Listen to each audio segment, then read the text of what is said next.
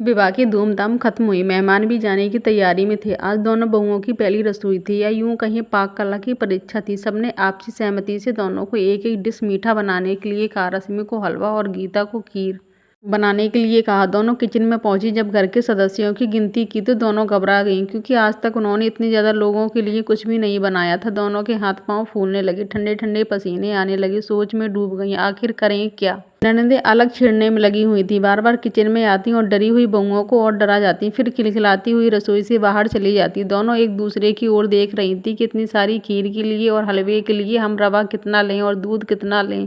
खैर, डरते डरते हलवा और खीर बनाना शुरू किया। इतने में ताई जी सबको डांटती हुई अंदर आ गईं और सबको बाहर कर दिया। ताई जी की रसोई में आते ही दोनों बहुएं घबरा गईं। ताई जी एक रोबीली शख्सियत वाली महिला थी। सारा घर उनको बहुत इज्जत और मान देता था। यह बात दोनों बहुएं गीता और रश्मि अपने पतियों से जान चुकी थी। बहुओं के उतरे डरे चेहरे देख ताई जी समझ गईं, बच्चियां नए परिवेश में घबरा रही हैं।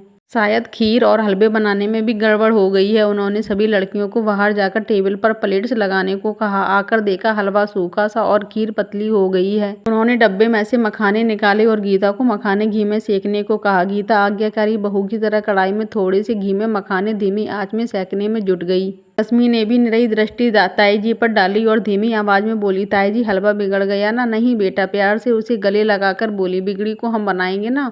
फटाफट दूध गर्म करो। रश्मि ने झट दूध गर्म करने रख दिया। जैसे ही दूध गर्म हुआ, ताई जी ने हलवे में मिला दिया, कटे मेवे डाले और थोड़ा सा हलवा चखा। मिठास बिल्कुल सही थी।